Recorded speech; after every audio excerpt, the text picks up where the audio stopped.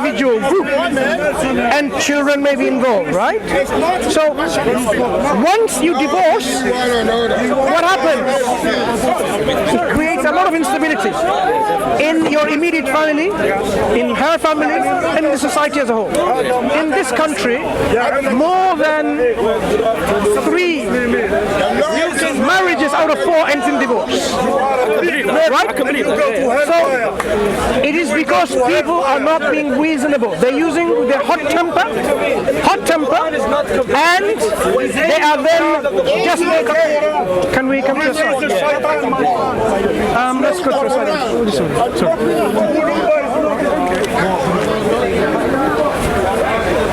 Give me 1 minute. No, you're more than welcome to listen. She just needs to go to the toilet. We'll go over it in a sec. Why don't she go and come back? I don't know. I'll go. Yeah? It's alright. No. You should. This is not right. If she needs to go, be merciful. Wait, it's fine. Are you sure? Yeah. She'll be right. Okay. When you finish, so I'm waiting for you. But go on. What I was saying, the steps that you should take on someone who's persistent in misbehaving, it needs to be very thought of. You have to be thinking ahead. Like if I now, because the solution is there, divorce. But is that the best solution right now? Because the point of being married is more, it's serious. No. But what if somebody makes a mistake out of their desires or hot-headedness and so on? Are you going to just, because of that, being said, imagine now the woman says, I wanted to get divorced you because of your mistake. Yeah. And then suddenly realize later, I'm sorry, I wanted you back. Do you see people do try to do that? It is. We need to stop doing that based on emotion. When problems happen, emotion needs to be controlled and reason to come into play. What's going on today? Everywhere we go, people are shouting, screaming. I can't hear anything. So Islam says, at this point, separate the beds. Meaning what? At that point, you don't continue having conjugal, intimate relationship with your wife, right? But you continue to advise her so that she can be rectified. So far, at this stage, no one else knows the internal problems between you two. Your children don't know, your family don't know, your friends don't know. You are trying to solve this issue between yourselves. Now when you are keeping her in check and not sleeping in the same bedroom, okay, not having a relationship, right? So she's not having a relationship with anyone else anyway. And continue to advise her. There will come a time where the need will be felt. That you are, this is what husband and wife, you will feel the need. Eventually, she will, you expect, to say, I'm sorry, I made a mistake. Okay? So the Quranic prescription is going along this line. Just like when you go to a doctor. When you go to a doctor and you say, I have pain. And the doctor say, okay, fine. Where's the pain? You say, can you see it? He says, okay, fine. Let me cut it off for you. No. Maybe there's ways of solving this pain by other than cutting it off. Maybe you just need paracetamol or painkiller. Okay, take paracetamol regularly and come back. And if it goes, that's it. You've solved the problem without cutting your stomach. But what if you went back again and you say, I'm still having pain. It's getting worse or something. Why still saying it's bothering me. I can't sleep, I can't work, I can't study. The doctor just simply cannot say then, carry on having it. He has to give you a different prescription, perhaps a stronger prescription. And that's what we usually do. I'm sorry. I want to apologize. I didn't know that private. No problem. Is it explaining everything? That's what I'm explaining. You're more than welcome to listen in and learn. Listen, I'm laughing. So, a doctor then should give you a stronger painkiller or a different type of painkiller because this is not working. And they will say, okay, try that. If it works fine. problem solved. If it doesn't work and you come back again, then they will try something else. Similarly, the Quran gives you instructions or prescriptions, one stronger than the other.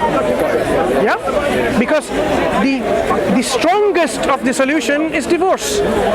If something is like, say, you've got something happening there, if you cut it off really, the offending part is gone. Okay? That's it. When does the beating come in? Wait, slow down. You're just jumping. When does the operation come in? Operation comes in when? When you realize the problem doesn't go away. So you need another strong painkiller, a strong medicine. When you have continuously advised someone, look, we love each other, we shouldn't be misbehaving like that, and you continuously say that in a reasonable way, and you suspend your conjugal relationship because of this issue, and still the woman is persistent, it tells you there is something not quite right with the psyche of that woman. Because that woman should acknowledge her mistake, apologize, and mend her ways if she really wants to be in a loving relationship. That's what you expect from a reasonable woman. But if you persist on that, then you're saying something's not right. She's not behaving in a proper way. So what is wrong with her? Okay? So you're going to have to remind her, and you are approaching as a Muslim woman. Remember, this prescription is not for non-Muslim women. So this is all in the context of Islamic society, where a woman knows the Quran, the man knows the Quran and the guidance on the issues of marital discord or disharmony, and knows the responsibility of each other, how they should be loving and caring and trust in the marriage with each other. So the woman knows that it is her duty to be chaste and supportive, and to protect what God, Allah, has ordered her to protect. Whether it's her own chastity, whether it's the property of the husband. Imagine now your wife sells all things that you love, your Jaguar, your Rolls Royce, whatever you had. Come on, your $1 million boot for your football that you bought in auction, whatever, right? Personally, you might get angry with that. She's not supposed to do that. This is a trust and a relationship in marriage between you two. That's where it is. Like, we'll look after each other, we'll protect each other and our interests. Your interests were like, this is my hobby, for example. I play football and I bought this boot, which is £1 million. I don't expect you to sell it for 1 penny. What was that? A joke to me? I don't like that joke. So this is a level of trust placed between these two individuals in a bond, in a contract. Remember, marriage is a contract. Islam, marriage is a contract.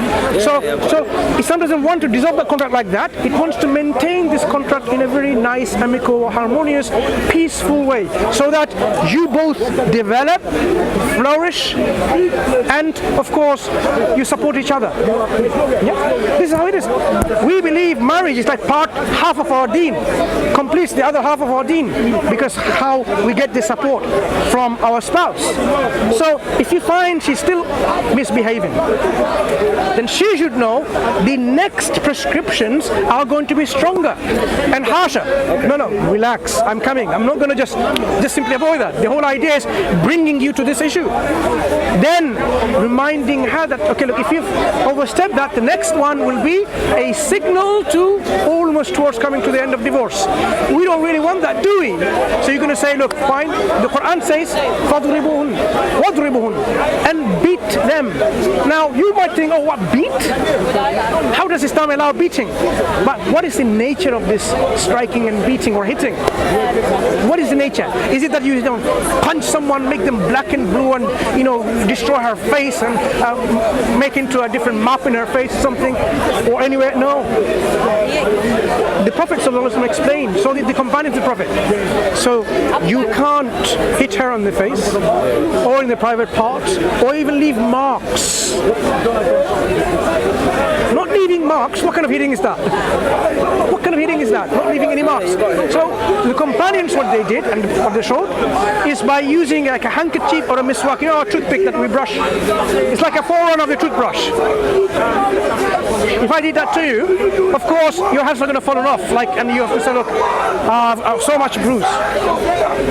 This, I would say, this is a symbolic step that I have even now put my hands on you physically. How could I? To put hands on a woman, not allowed, firstly.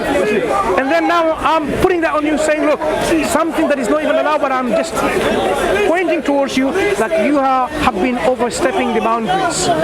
By doing that, avoiding the conjugal relationship, continually advising you, I'm not beating you black and blue, you realize the next step is approaching, which will be most likely divorce. But before that, there is one more step, which is now it's no longer between you and me anymore. Meaning between you and the wife, it's no longer between the husband and the wife. Now you take it to the most trustworthy, knowledgeable arbitrator, wise arbitrator from your side and from her side. Why? As a last chance to see if she can be amendable. We are not simply saying I'll divorce you still, because there may be still a chance that she eventually realizes her mistake and says, okay, fine, let's come back to our lovely relationship of marriage. We got married and we love each other, and just because of this. So arbitration between the families. They would sit down and reason with both of you. What's the issue? Why are you doing this? Why are you persisting on it? Reason, advice, to a point where they will say, look, if you don't understand the grievousness of your action, we're talking about the misbehaving wife, you know what's coming next. It will be a divorce. Not beating you and killing you or whatever because what you've done. Amicably saying, we cannot live together anymore. You go your own way, I go one way, but I will support you until the waiting period is over. Even maybe even 1 year or so. I will look after, this is the responsibility the husband will have of a divorced wife.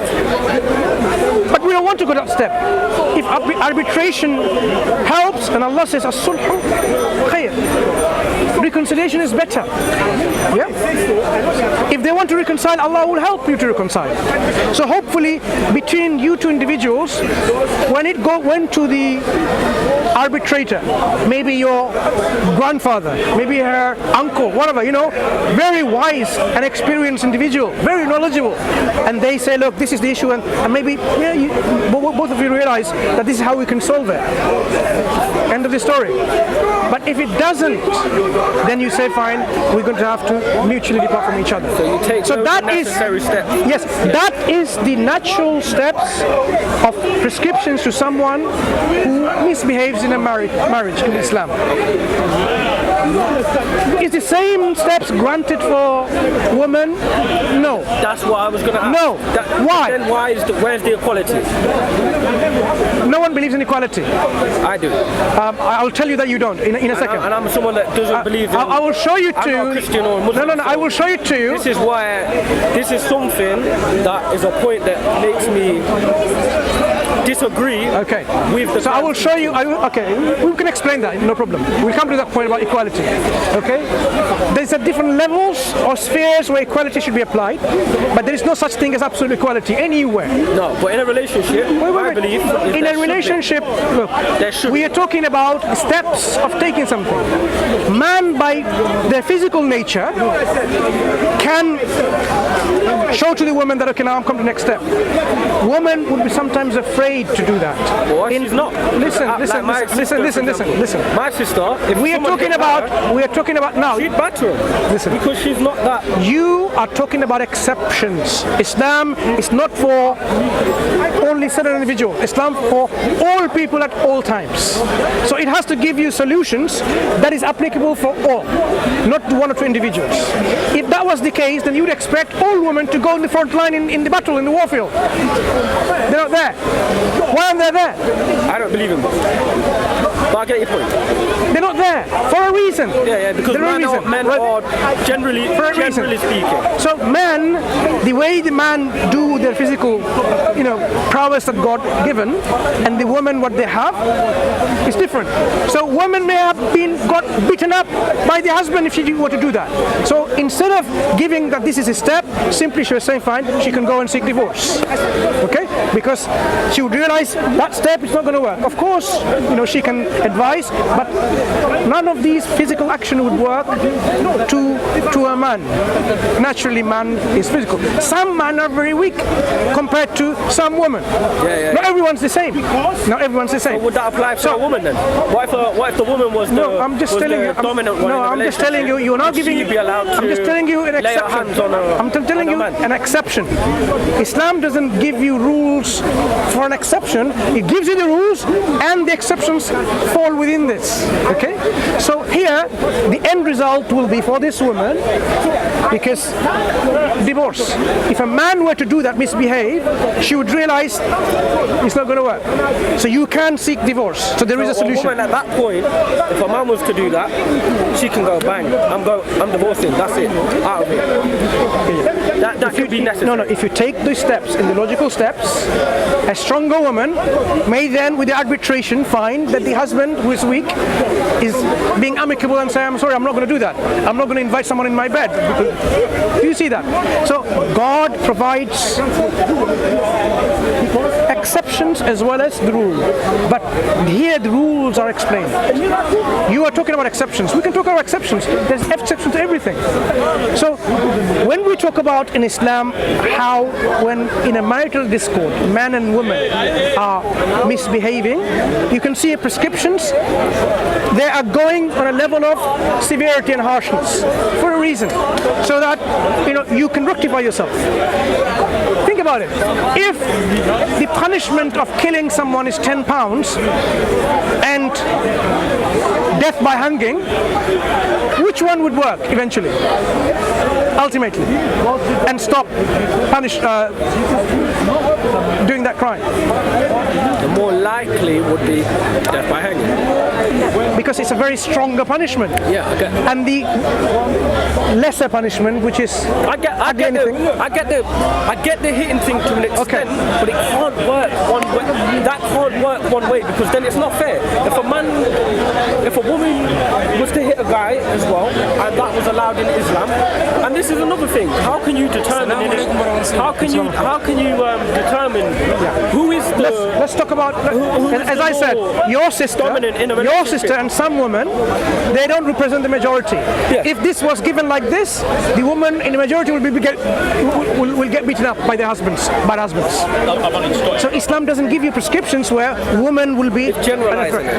Yeah. So that's what I mean. Rules and exceptions. So now let's talk about equality, just to understand this issue. Equality. Islam considers when it comes to you and a woman, in the sight of God, you're both equal. No one is less than the other. Absolutely. But when it comes to roles and responsibilities, you have different roles and different responsibilities. You are not equal. Men are responsible as a brother, as a father, as a husband, or as a son, for example, to provide and maintain the family. When the woman of that family doesn't have to do anything. When you marry, you have to provide the marital gift, the dowry, not her. She will be in the receiving end all the time. If she is earning by her own work, you have no right to touch even a penny. Well, if you're earning, wait. If you're earning, she can. If you earn, you need to spend on her. Yeah. If she says, I need this, I need that, you have to look after her. You have to provide her, maintain her, support her. So you have to continuously support all of this from your own money, on your own finance. She can have more money than you, and she doesn't have to spend a penny on you, because the responsibility is given on the man to be the breadwinners or breadrunners of the family. So, where's the equality? There is no equality in here. The responsibility is on the man. When it comes to women, for example, do you really think man and woman are equal in all spheres? Can you love and be compassionate and merciful like the mother? You can't compare. Yeah, you're right. You can't compare. Yeah, okay. Right? Okay. You can't just say, like, we're equal. Impossible. You cannot do that. The amount of suffering and hardship she goes through when she's pregnant for the child. And the same time period when the man, the husband, is looking after the pregnant woman, her husband, you can't compare what she's going through. Oh, I suffered equally. Come on, wake up, husbands. You didn't suffer what she's been suffering. So, equality has been misunderstood in the West for a reason, deliberately. Why at one point women were treated like animals, and they were truly treated like animals, without a soul. They were debating in the Christianity, here, did women have a soul or not? They would burn them as witches. Over there, not too far away from here, right? That's the level of what women's rights were. They had no rights. They would be sold in the markets. The wives will be sold in the markets in England. That was the right of the woman. No right to vote, no right to inherit. This is what happened. Of course, when people started eventually, very recently, they started engaging and saying, we need the rights of women. Then they pushed to a level where I said, oh, not only equal, they want to go, this feminism started like this, to a point like everything is equal. No, not everything is equal. For example, do you see transportation system in UK? Have you? Of course you have. You've been to a bus, on a train? Yes. Okay. If you sit on a seat and a pregnant woman comes along, or a very elderly woman comes along, and she says, can you offer the seat? You say, no, I'm equal with you. Do you think that is okay? No, of course not. But you believe in equality. You're not saying it's not okay. It should be okay. Yeah, if you believe in equality, you should sit down and say, look, I have the equal rights. Islam surpasses this kind of superficial equality and goes into what we call justice. So you would say justice demands that you give up the seat to this elderly woman or elderly man or a disabled person or a pregnant woman, because you are more capable of standing yourself and offering the seat to them because they're the ones who need it. So this equality is gone out of the window here. No equality. Now, okay, fine. Let me give you another example. A match you're going to watch. Football match. Remember we talked about footballs. So there is a wall there, quite a high wall. And you want to see beyond the wall where the playing is happening. So you came, so did a 5-year-old. He's very enthusiastic with, right? So I offered you, because you can't even see it, so I offered a stool like this, right? Same level to you and to that child. You are able to see it and watch, enjoy the game. But that child, because it's lower, still can't. I gave equal thing, equal rights. Do you believe in equality here? I get what you're saying. See, equality sometimes needs to be forfeited with practicality and justice. Yes, in general, we should have equal rights. When it comes to legal matters, yes, of course, we need equal rights. Men and women should be treated equally in the eyes of the law. There shouldn't be this nepotism or despotism, whatever, favoritism, all of this. There shouldn't be. Equal rights. But when it comes to God assigning roles and responsibilities, there might be difference because of wisdom and justice. That is why in Islam, do you know the laws of inheritance? The brother and the sister, they get different shares. The brother gets double portion of the sister. Inheritance, the money that they inherit without doing any work from their father or mother. Why? Very good question. Now, this money that left behind, has to look after his family. when the father dies and the son becomes the only person who's going to look after the family, imagine the son gets equal share, daughter gets equal share. She doesn't have to spend a penny of that. The son has to spend a lot of it on that sister of his, and when he gets married, he needs to also give money to his prospective future wife too. So she is always in spending, and woman always on the receiving end. Now, justice demands that because of your level of responsibility, you need more money to spend and to maintain, and that would be fair. And this is what Islam does. It gives you double portion to the son. This is not about general for man and woman.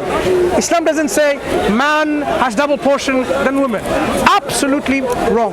It's only when it comes to brothers and sisters, son or daughter. Son, okay. I do feel. Let me finish this example. Let me finish this example. Then you realize the justice of Islam.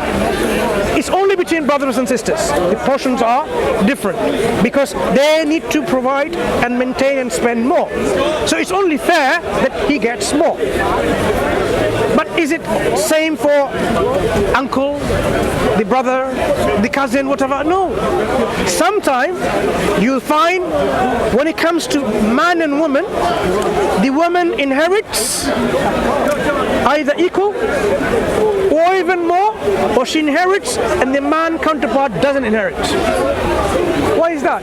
Because of, again, the nearness within the family and the practical support that is needed to be provided from this money that is inherited. In brief, there are 31 situations in Islamic law man and woman inherit. Out of this, 4 examples only out of 31. Women inherit less than man. But other cases she inherits either equal or more, or she inherits and the man doesn't inherit. So you see where I get that, but the thing is, I don't feel like you're not. There's not a sense of equality or justice in Islam. like for what? I feel that can be proven. Like there is. It is. As you realize, I've given an example from inheritance. Now you realize, and I get that, but that's not. See, I'm not a person to say like Islam is not justice. They're not just. They're not equal. But it's just that main key factor of the hitting the women, which you said you can't leave a mark on their skin. But that's where I question that even if you can't leave a mark on someone's skin, what on earth is it going to teach them? yeah, next step is due. It tells you next step is due. It tells you that now in a loving relationship where there shouldn't be any physical fights between you two, fights and arguments, and now come to a stage where man is actually raising his hands and physically hitting with something, even if miswak. How can you even have that? What's the point? The point is the point is to really wake her up. The point is to show that this is the time she needs to come back to the senses, because that